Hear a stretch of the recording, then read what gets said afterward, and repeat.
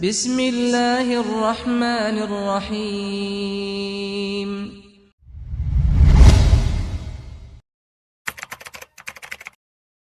Bismillahirrahmanirrahim.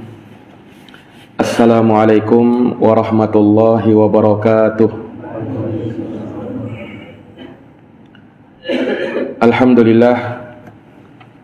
Alhamdulillahi rabbil alamin. Wabihi nasta'inu ala umuri dunya waddin.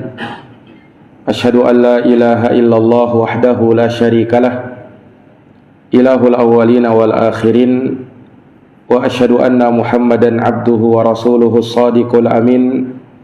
Sallallahu alaihi wa ala alihi wa sahbihi wa man tabi'ahum bi ihsanin ila yaumiddin wa sallama tasliman katsira. Subhanaka la ilma lana illa ma 'allamtana innaka antal alimul hakim. Allahumma 'allimna ma yanfa'una wanfa'na bima 'allamtana wa zidna ilman ya karim. Rabbi shrah li sadri wa yassir li amri wahlul 'uqdatan min lisani yafqahu qawli. Amma ba'd. Ma'asyiral muslimin wal muslimat, Bapak dan Ibu sekalian, jamaah salat maghrib yang dirahmati dan dimuliakan oleh Allah. Alhamdulillahi bi ni'matihi tatimmu shalihat. Segala puji hanya bagi Allah yang dengan nikmat-nikmatnya tertunai segala amal-amal kebajikan. Salawat dan salam semoga terhaturkan, tercurahkan, terkirimkan kepada junjungan kita Baginda Rasulullah Muhammad bin Abdullah sallallahu alaihi wasallam, kepada keluarga, para sahabat, dan mereka yang senantiasa meniti jalannya sampai hari kiamat.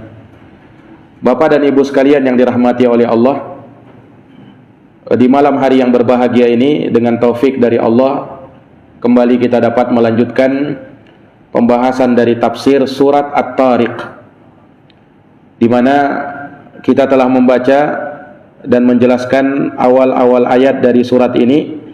Allah Subhanahu wa taala membukanya dengan sumpah. Allah bersumpah dengan makhluknya, was-samai wat-tariq, demi langit dan demi yang datang di malam hari.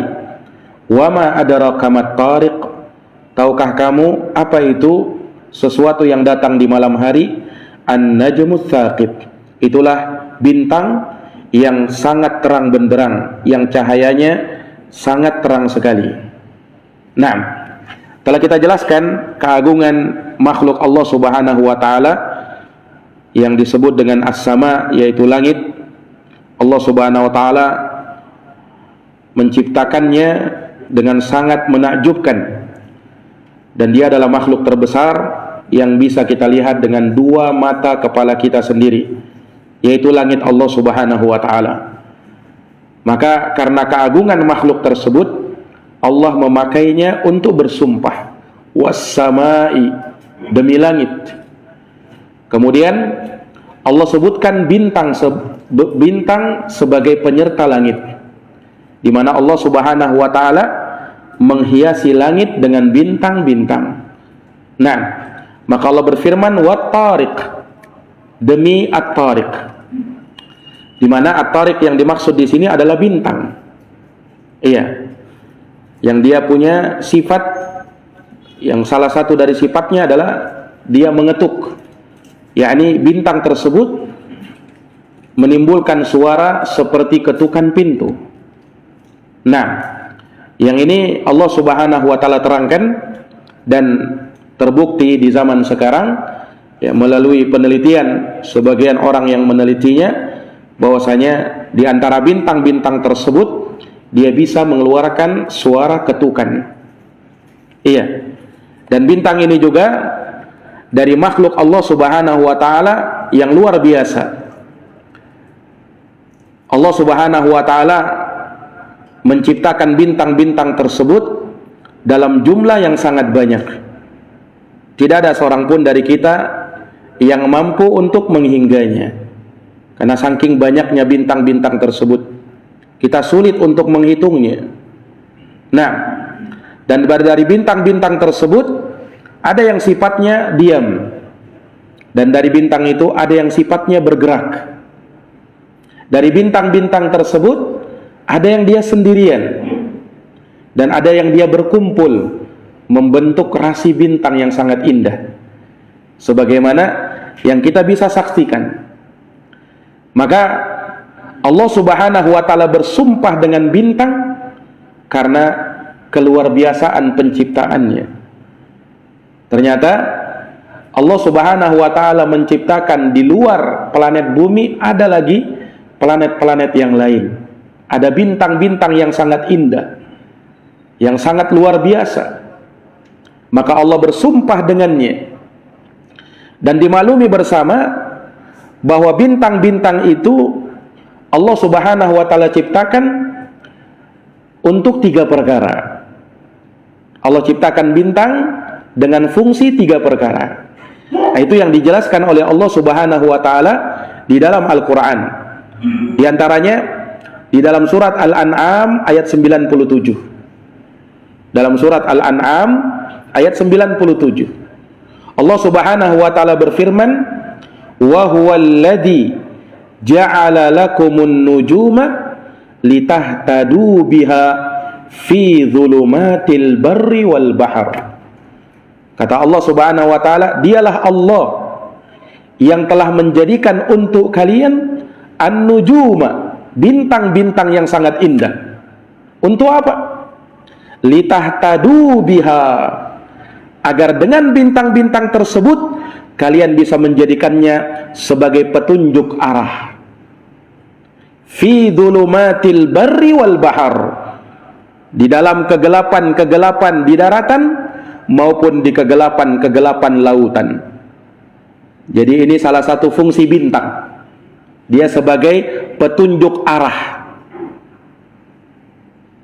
Mungkin untuk kita di masa sekarang, ya, karena kita punya GPS, ya, sehingga tidak perlu lagi untuk menunjuk arah itu dengan bintang-bintang. Akan tetapi para hadirin yang dirahmati dan dimuliakan oleh Allah, terkadang bintang-bintang ini kita perlukan di saat-saat tidak ada sinyal HP di situ, di tengah lautan misalnya, mau pakai apa? Atau misalnya di tengah hutan misalnya. Nah, ini para jamaah yang dirahmati dan dimuliakan oleh Allah, terkadang bintang-bintang itu bisa dijadikan sebagai petunjuk arah. Di lautan misalnya, ya, para pelaut mungkin tahu ilmu-ilmu tentang hal tersebut. Bahkan sebagian pelaut itu dengan melihat gerakan-gerakan awan atau bahkan petir, mereka bisa tahu ini arah angin kemana, ini bagaimana keadaan lautan. Itu melalui pengalaman-pengalaman mereka. Nah, Masya Allah, Allah Subhanahu wa ta'ala jadikan hal tersebut hal yang berfungsi dan berguna bagi mereka-mereka yang mempelajarinya, bagi mereka-mereka yang tahu arah-arah jalan. Makanya Allah Subhanahu wa ta'ala sebutkan di dalam surat Al-An'am ini ayat 97, litahtadu biha fi dhulumatil barri wal bahr. Nah, para hadirin yang dirahmati dan dimuliakan oleh Allah Subhanahu wa ta'ala, kemudian dari fungsi bintang itu Allah Subhanahu wa ta'ala sebutkan juga di dalam surat Al-Mulk ayat yang kelima. Allah berfirman, walaqad zayyana as-samaa ad-dunya bimasabiha. Dan sungguh kata Allah, kami telah hiasi langit-langit dunia bimasabih, dengan lampu-lampu. Maksudnya dengan bintang-bintang. Nah, dari sini kita tahu bahwa dari fungsi bintang tersebut untuk menghiasi langit. Nah, selain dia sebagai petunjuk arah, dia juga bisa menghiasi langit-langit yang ada di dunia ini yang bisa kita lihat. Betapa indahnya langit itu ketika muncul bintang-bintang. Nah, maka Allah sebutkan di dalam ayat ini, Allah menghiasi langit dengan adanya bintang-bintang yang berkelap-kelip, yang menyala, yang sinarnya terang, dan itu bisa kita saksikan. Kemudian fungsi yang ketiga bahwasanya bintang-bintang itu juga sebagai pelempar syaitan yang ingin mencuri berita dari atas langit. Makanya Allah Subhanahu wa taala berfirman di dalam Al-Qur'an, Allah nyatakan wa ja'alnaha rujuman lisyayatin. Di lanjutan surat Al-Mulk tadi. Dan kami jadikan bintang-bintang itu rujuman lisyayatin, sebagai pelempar syaitan. Telah kita sebutkan dalilnya. Hadis yang menyatakan hal tersebut. Bagaimana syaitan itu berusaha mencuri dengar berita dari atas langit untuk dia sampaikan kepada wali-walinya yang ada di dunia, dari kalangan tukang sihir dan para dukun. Dari situlah mereka mengklaim bisa tahu perkara gaib. Dari mana? Dari syaitan. Yang syaitan ini mencuri dengar berita dari atas langit, lalu ia sampaikan kepada wali-walinya yang ada di muka bumi, dari kalangan tukang sihir dan para dukun. Nah, kata Allah, kata Nabi SAW, terkadang setan itu sebelum dia sempat menyampaikan berita itu kepada si dukun, ia sudah dilempar oleh bintang, terbakar. Dan terkadang juga ia sudah sempat menyampaikannya sebelum ia didapati oleh lemparan bintang tersebut. Ini disebutkan oleh Nabi SAW dalam hadis yang diriwayatkan oleh Imam Al-Bukhari. Nah, ini para jamaah yang dirahmati dan dimuliakan oleh Allah. Maka Allah Subhanahu wa taala bersumpah dengan bintang karena keagungan dan keluarbiasaan penciptaannya.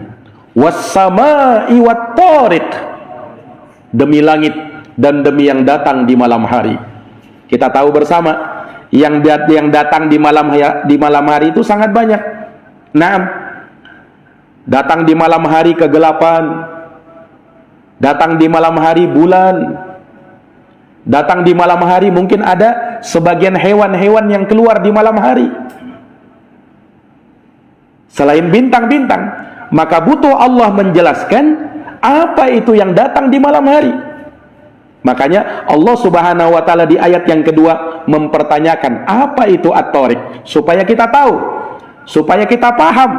Wa ma adraka mat-thariq, tahu enggak kamu apa itu at-thariq, sesuatu yang datang di malam hari itu?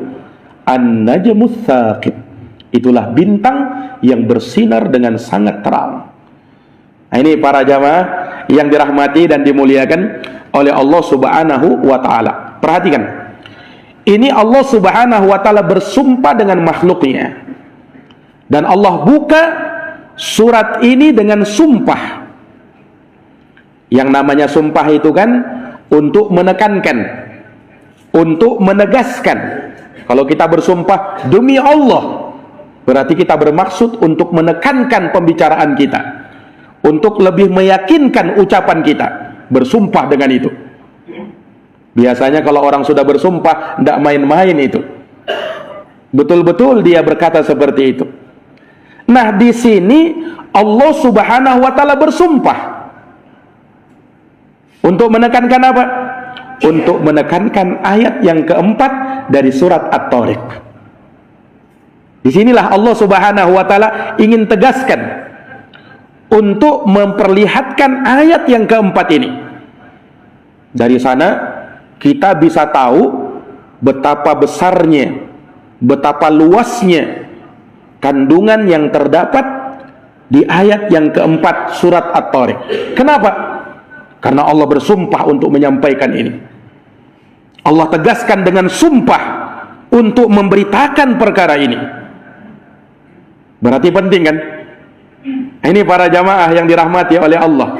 Di dalam sumpah yang harus kita pahami, siapa yang bersumpah, dengan apa ia bersumpah, kemudian untuk apa dia bersumpah.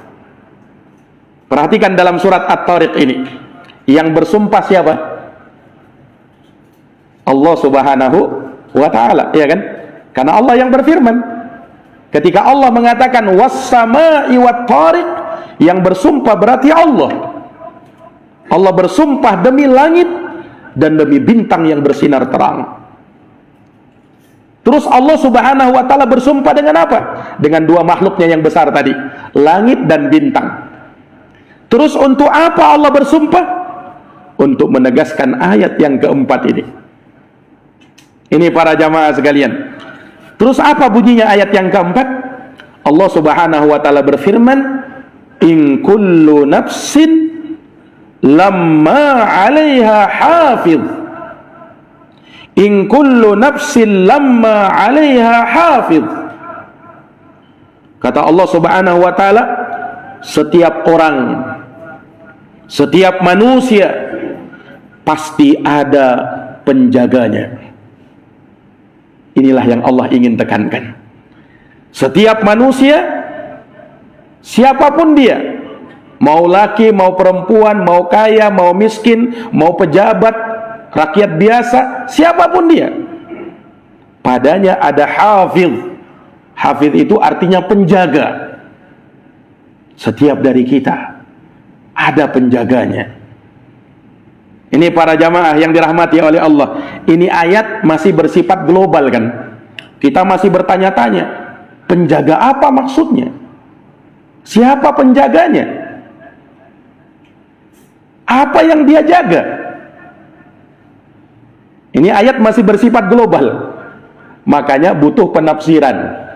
Nah, insyaallah ta'ala ayat yang keempat inilah yang akan kita sebutkan tafsirnya di kalangan para ulama. Apa maksudnya? Bahwa setiap manusia ada penjaganya. Setiap orang ada penjaganya. Ini para jamaah yang dirahmati dan dimuliakan oleh Allah Subhanahu wa taala. Dijelaskan oleh para ulama, kullu nafsin 'alaiha hafidun minallah. Setiap jiwa padanya ada penjaga dari sisi Allah Subhanahu wa taala. Menjaga apanya? Yahfadu 'alaiha rizqaha wa 'amalaha wa ajalaha.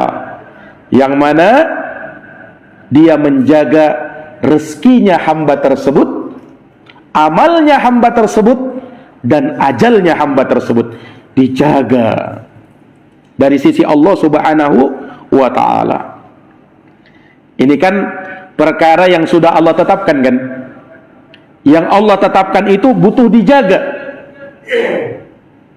Para jamaah yang dirahmati dan dimuliakan oleh Allah. Dan ini menunjukkan betapa sempurnanya riayah Allah Subhanahu wa ta'ala kepada para hamba. Betapa sempurnanya perhatian Allah Subhanahu wa ta'ala kepada setiap hambanya. Sampai Allah Subhanahu wa ta'ala berikan untuk mereka para penjaga. Ini masing-masing manusia, tiap-tiap manusia ada penjaganya. Ketetapan itu, takdir itu Allah Subhanahu wa ta'ala telah tetapkan sebelum kita terlahir ke dunia ini, yang berupa ajal, rezeki, amalan, bahagia ataukah tidaknya kita. Dalam hadis yang diriwayatkan oleh Bukhari dan Muslim dari sahabat Abdullah bin Mas'ud radhiyallahu taala anhu, Rasulullah bersabda, "Inna ahadakum yujma'u khalquhu fi batni ummihi arba'ina yawman nutfah." Sesungguhnya salah seorang dari kalian, kata Nabi, setiap dari manusia akan dikumpulkan penciptaannya di perut ibunya 40 hari berupa setetes air. 40 hari. Thumma yakunu 'alaqatan misla dhalik. Setelah itu berubah menjadi 'alaqah, segumpal darah. Berapa lama? 40 hari juga. Thumma yakunu mudghatan misla dhalik. Kemudian berubah lagi menjadi sekerat daging juga selama 40 hari. 40 tambah 40 tambah 40, 120 hari. Genaplah umurnya 4 bulan. Ketika berumur 4 bulan, Allah Subhanahu wa ta'ala mengutus malaikat. Thumma yursalu ilaihil malak. Kemudian malaikat diutus kepadanya ketika kita masih berupa janin. Sudah terbentuk tangannya, kakinya, wajahnya. 120 hari.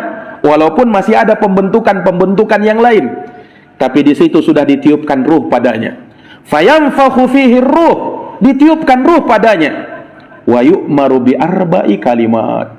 Kemudian malaikat diperintahkan oleh Allah menetapkan 4 perkara. Nah, inilah 4 yang sudah ditetapkan oleh Allah ketika kita masih dalam kandungan ibu kita. Apa itu, Pak? Bikat bi rizkihi, ditetapkan rezekinya, wa amalihi, amalnya, wa ajalihi, ajalnya, wa syaqiyun am sa'idun, apakah dia termasuk orang yang bahagia di akhirat atau termasuk orang yang sengsara di akhirat. Allah Subhanahu wa taala sudah tetapkan. Ini para jamaah sekalian yang dirahmati oleh Allah. Dan saking sempurnanya ketetapan ini, Allah Subhanahu wa taala utus malaikat untuk menjaganya. Ketika kita sudah terlahir ke dunia, ketetapan itu dijaga oleh Allah Subhanahu wa taala, karena bisa jadi ada perkara-perkara yang menimpa manusia, maka di sana ada malaikat penjaga. Para jamaah yang dirahmati dan dimuliakan oleh Allah Subhanahu wa taala, ulama menyimpulkan bahwasanya in kullu nafsin lamma 'alaiha hafiz, setiap manusia pasti ada penjaganya, maksudnya dari kalangan para malaikat yang diutus oleh Allah Subhanahu wa taala untuk menjaga manusia itu. Malaikat yang mana? Malaikat yang mana yang disuruh oleh Allah Subhanahu wa taala untuk menjaga manusia ini? Di sana para ulama menyebutkan ada 2 penafsiran. Yang pertama, mereka mengatakan bahwa malaikat yang dimaksud adalah malaikat yang mencatat amal perbuatan manusia. Ini penafsiran pertama. Sebagian ulama juga menyebutkan bahwa yang dimaksud dengan malaikat penjaga di sini adalah malaikat pengawal yang menjaga keselamatan manusia. Yang menjaga keselamatan manusia. Dan 2 penafsiran ini kedua-duanya betul, sesuai dengan apa yang ditunjukkan oleh dalil-dalil dari Al-Quran dan juga dari hadits Nabi Sallallahu Alaihi Wasallam. Adapun penafsiran yang pertama, ini yang disebutkan oleh Imam Muqatil bin Sulaiman.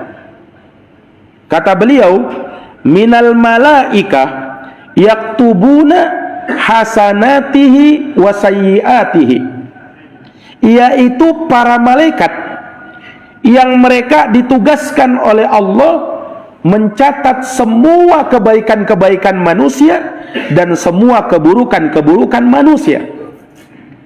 Dicatat oleh malaikat itu. Dalam keadaan manusia itu tahu ataukah dia tidak tahu. Dalam keadaan ketika dia beramal, entah ada orang lain yang melihat dia atau tidak ada orang lain yang melihat dia, sama saja, entah itu kebaikan atau keburukan, malaikat akan senantiasa mencatatnya. Jadi malaikat itu tidak peduli apakah ketika kita beramal itu seorang diri atau ketika kita beramal di saat orang banyak menyaksikan.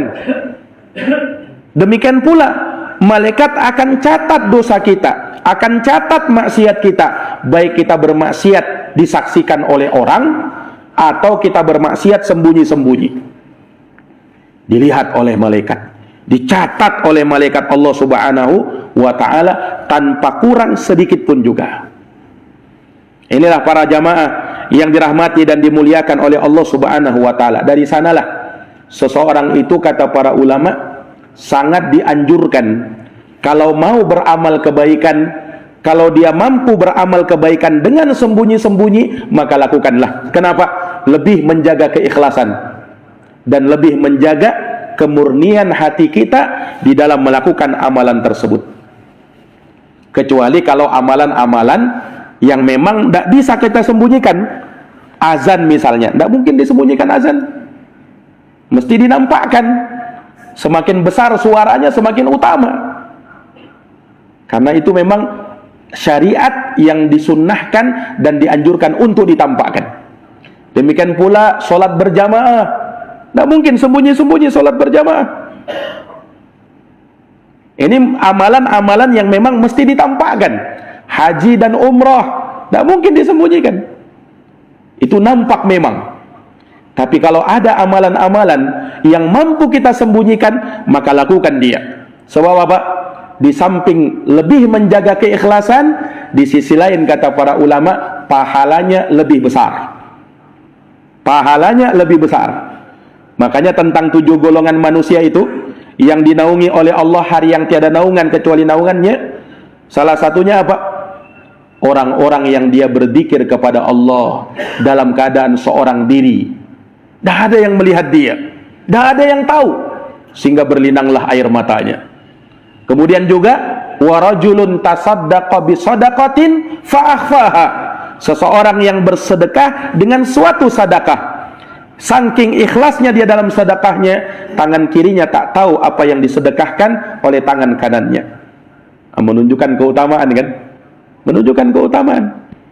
Makanya itulah rahasia mengapa seorang yang disebutkan dalam hadis riwayat Bukhari dan Muslim itu, seorang wanita yang seorang pelacur yang sampai diampuni dosanya dan dimasukkan ke dalam surga gara-gara memberikan minum seekor anjing, Pak. Bayangkan. Padahal ini amalannya bukan amalan besar, cuman memberikan minum. Itu pun bukan manusia, cuman seekor anjing. Mungkin kan ini kan amalan tidak ada apa-apanya, amalan apa itu? Tapi subhanallah, mengapa sampai disebutkan bahwasanya faqad syakarallahu laha wa ghafara laha, Allah berterima kasih kepada dia dan Allah ampuni dosanya. Kenapa bisa seperti itu? Kata para ulama, karena nilai keikhlasan. Ikhlasnya dari sisi mana, Ustaz? Ikhlasnya kita bisa tahu wanita itu melakukan hal tersebut dalam keadaan tidak ada orang yang memperhatikan dia. Ikhlas dia. Kemudian di sisi lain dia tidak mengharapkan balasan. Apalagi yang dia beri minum seekor anjing. Tidak mungkin seekor anjing memberikan balasan. Nah, dari sinilah keikhlasannya. Makanya kata para ulama, amalan itu semakin ikhlas dia, maka semakin besar pahalanya. Sekalipun terlihat kecil dia. Sebaliknya jamaah sekalian, ketika suatu amalan besar dia mungkin terlihat, tetapi kalau kita riya di dalamnya, pengen dipuji, pengen dilihat, pengen dibilang, maka amalanmu yang besar kecil nilainya di sisi Allah Subhanahu wa ta'ala. Makanya masyhur dari ucapan ulama, rubba amalin kabirin tusaghiruhun niyah wa rubba amalin saghirin tukabbiruhun niyah. Betapa banyak amalan yang besar menjadi kecil gara-gara niatnya, dan betapa banyak amalan yang kecil menjadi besar gara-gara niatnya. Tergantung niat, Pak. Innamal a'malu binniyat. Sesungguhnya amal-amal itu tergantung niatmu. Tergantung niatmu. Nah, ini para jamaah yang dirahmati dan dimuliakan oleh Allah. Nah, perlu kita tahu bahwa amalan yang kita lakukan, baik disaksikan oleh orang, tak disaksikan oleh orang, malaikat sudah catat dengan sempurna. Malaikat sudah catat dengan sempurna amalan itu. Nah, tergantung niatnya kita lagi. Nah, sehingga tidak perlu kita khawatir ketika tidak ada orang yang memperhatikan amal kita. Kenapa? Sudah dipersaksikan oleh Allah dan sudah ditulis oleh malaikat Allah Subhanahu wa ta'ala.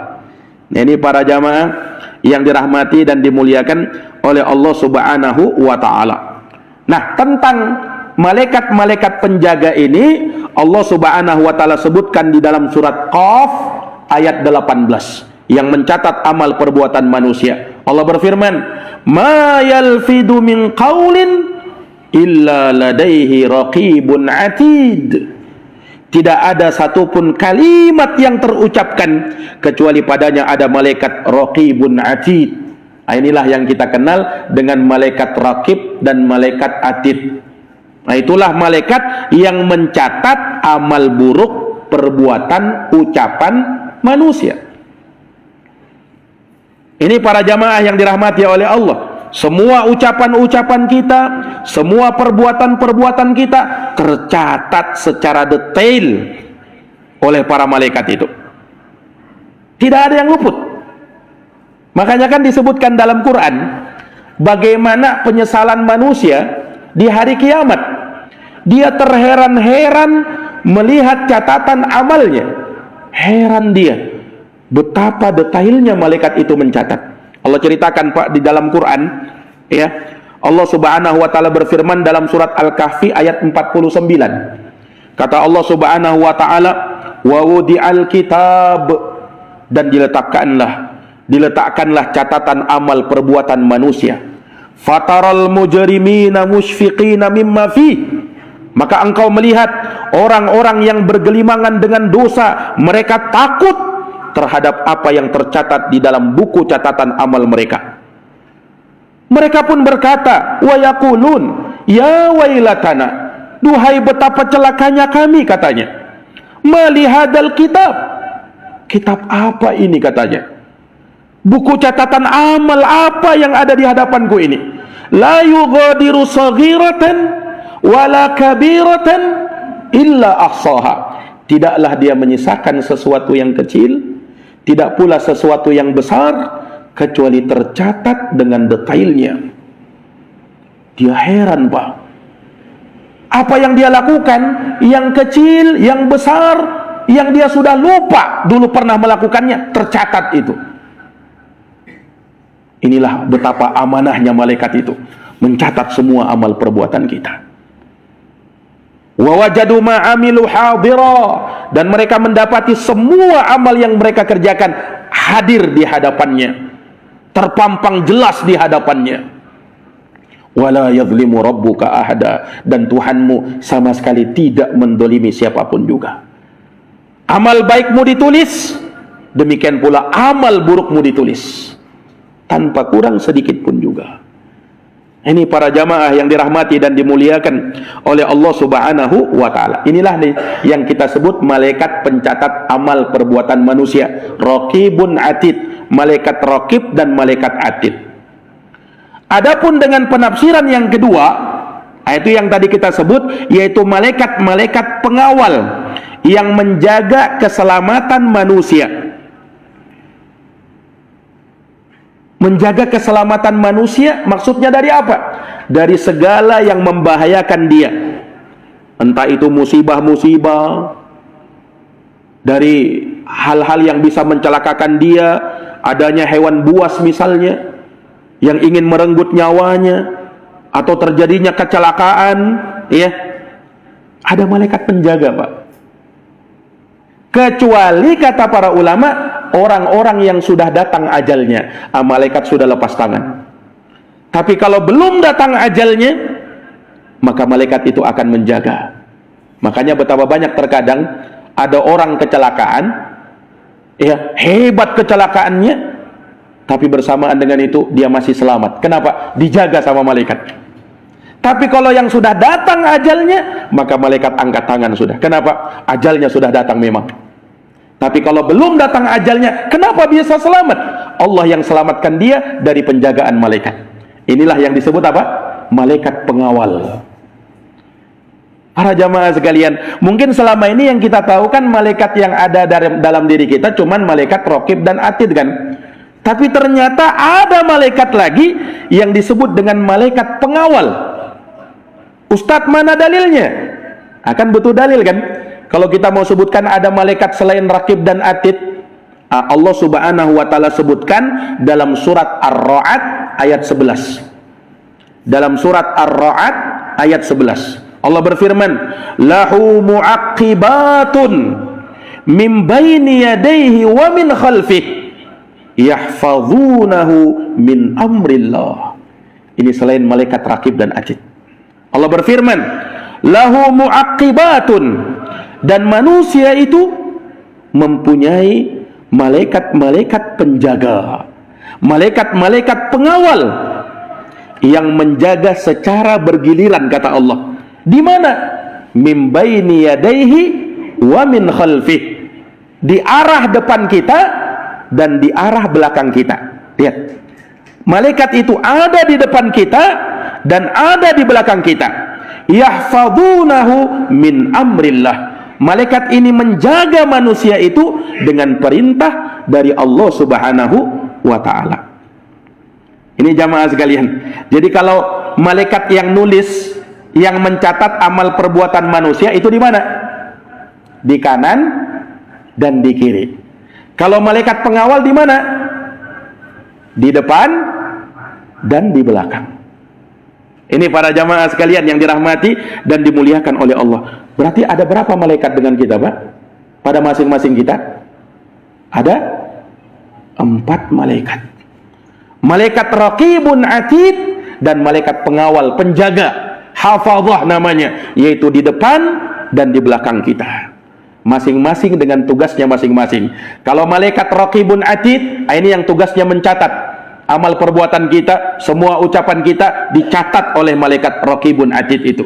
Sementara malaikat pengawal tugasnya apa? Menjaga keselamatan kita. Subhanallah. Malaikat ini menjaga keselamatan kita, sekali lagi, dari segala yang membahayakan kita, dari segala yang memudaratkan kita, sebelum datang ajalnya. Kalau sudah datang ajalnya, malaikat pun angkat tangan. Tapi kalau belum datang ajalnya, dia akan diselamatkan. Dia akan diselamatkan. Ini para hadirin yang dirahmati dan dimuliakan oleh Allah Subhanahu wa ta'ala. Dan ini disebutkan oleh Imam Ibnu Katsir rahimahullahu ta'ala di dalam tafsir beliau. Disebutkan oleh Imam Ibnu Katsir rahimahullahu ta'ala, kama yata'aqabul malaikatul akharun lihibdil a'mali min khairin aw syarrin, malaikatun bil laili wa malaikatun bin nahar, fasnani anil yamini wa anis shimal yaktubanil a'mal, sahibul yamin yaktubul hasanat wa sahibus shimal yaktubus sayyiat, malakani akharani yahfadhanihi wa yahrusanihi, wahidun min waraihi wa akhar min quddamihi, fahuwa baina arba'ati amlaq. Ini kata Imam Ibnu Katsir di dalam tafsirnya. Kata beliau, ada malaikat-malaikat yang menjaga amal perbuatan manusia, amal baik dan amal buruk. Dan malaikat-malaikat itu, ada malaikat-malaikat yang bertugas di malam hari dan ada malaikat-malaikat yang bertugas di siang hari. Kata Ibnu Katsir lebih merinci lagi, 2 malaikat di kanan dan di kiri. 2 malaikat di kanan dan di kiri. 2 malaikat ini menulis amal-amal perbuatan manusia. Shahibul yamin, malaikat yang di sebelah kanan, itu malaikat yang mencatat kebaikan-kebaikan kita.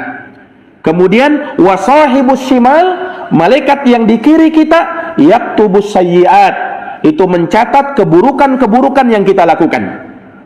Kemudian kata Ibnu Katsir, setelah menjelaskan ada malaikat raqibun atid, kemudian kata beliau, wa malakani akharani, dan ada 2 malaikat yang lain lagi. Inilah yahfadhanihi wa yahrusanihi, malaikat pengawal, malaikat penjaga, 1 di belakang dan 1 di depan, kata Ibnu Katsir. Fahuwa baina arba'ati amlak, sehingga setiap manusia ada 4 malaikatnya. Subhanallah. Setiap manusia ada 4 malaikatnya. Nah, lebih hebatnya lagi, 4 malaikat ini itu bertugas di malam dan di siang hari. Jadi kalau kita boleh katakan, Pak, malaikat itu ternyata ada sip-sipannya juga. Jadi ada sip malam, ada sip siang. Kalau malaikat yang sip malam sudah berakhir tugasnya, dia naik, maka masuk lagi malaikat yang sip siang. Kalau malaikat sip siang sudah berakhir tugasnya, dia naik lagi, turun lagi malaikat yang sip malam. Siapa yang bilang, Ustaz? Yang bilang Rasul sallallahu alaihi wasallam. Disebutkan dalam hadis yang diriwayatkan oleh Imam Bukhari dan Imam Muslim. Ini nyambung semua, Pak. Ayat-ayat itu disambungkan dengan hadis Rasulullah. Rasul bersabda, yata'aqabuna fikum malaikatun bil laili wa malaikatun bin nahari. Para malaikat akan silih berganti sip-sipan mereka. Malaikat di malam hari dan malaikat di siang hari. Yajtami'una fi salatil fajri wa salatil asri, di mana mereka berjumpa, berkumpul pada waktu salat subuh dan salat asar. Jadi sip-sipannya, Pak, di waktu salat subuh dan salat asar. Ini para jamaah sekalian yang dirahmati oleh Allah. Kemudian apa? Tsumma ya'rujul ladina ma batu fikum fayas'aluhum rabbuhum wa huwa a'lamu bihim. Kemudian naiklah malaikat yang sip malam, ya. Kemudian turun malaikat yang sip siang. Itu dimulai dari salat apa? Salat subuh. Jadi malaikat yang sip malam naik ke atas, malaikat yang sip siang turun ke bawah. Dia yang menjaga sampai kapan? Sampai salat asar. Pas salat asar, naik lagi malaikat yang sip siang, sudah habis tugasnya. Turun lagi malaikat yang sip malam. Dia jaga dari semenjak salat asar sampai subuh. Terus berulang seperti itu. Subhanallah. Jadi kalau kita simpulkan, Pak, dalam sehari dan semalam ada berapa malaikat bersama kita?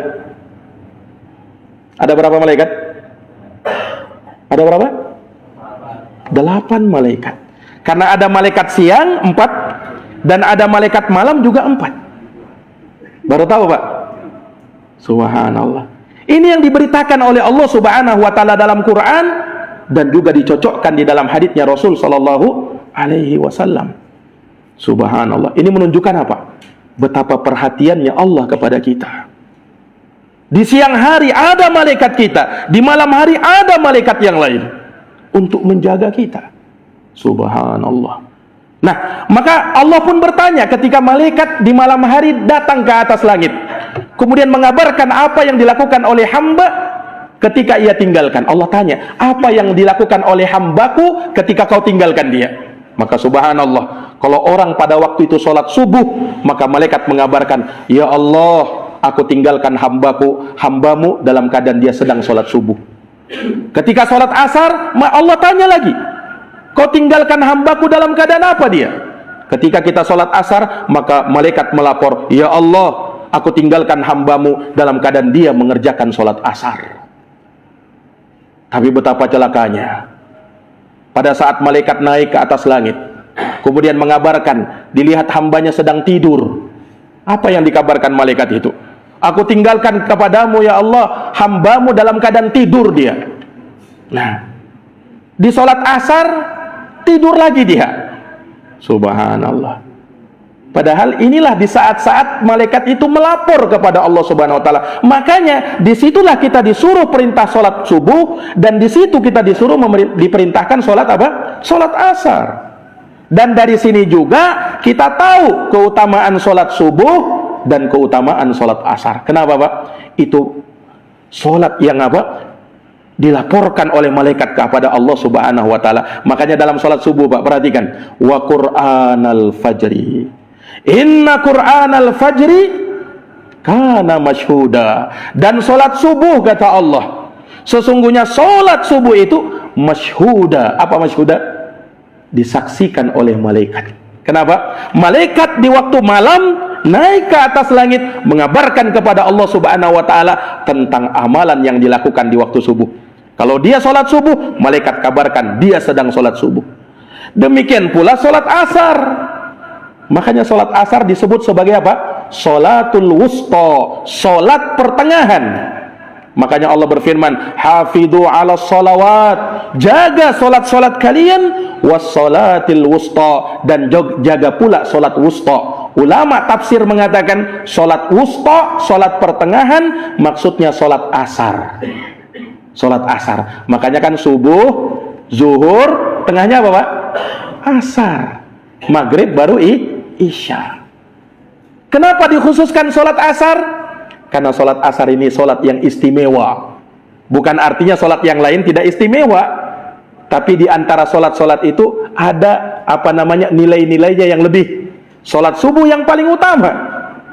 Nah, sholat asar juga. Makanya dalam surat Al-Asr Allah bersumpah kan, wal asri, demi, menurut penafsiran sebagian ulama, kalau kita baca dalam terjemahan Quran, demi zaman, demi waktu. Sebagian ulama menafsirkan demi sholat asar. Allah bersumpah demi sholat asar. Kenapa Allah bersumpah dengan itu? Karena keagungannya dan kemuliaannya. Disitulah malaikat naik turun, Pak. Melaporkan amal-amal perbuatan manusia. Nah, ini para hadirin yang dirahmati oleh Allah, dari sanalah kita bisa tahu betapa sempurnanya penjagaan Allah Subhanahu wa taala kepada manusia. Maka dengan ini kita semakin bersyukur kepada Allah Subhanahu wa taala atas apa yang Allah berikan kepada kita dari nikmat tersebut. Mudah-mudahan kita dapat pelajaran dari apa yang kita kaji pada malam hari ini. Jazakumullah khairan atas perhatiannya. Mohon maaf atas segala kekurangannya. Kita akhiri dan kita tutup dengan doa kafaratul majlis. Subhanakallahumma wa bihamdika asyhadu an la ilaha illa anta astaghfiruka wa atubu ilaik. Subhana rabbika rabbil izzati amma yasifun wa salamun alal mursalin walhamdulillahi rabbil alamin. Wassalamu alaikum warahmatullahi wabarakatuh.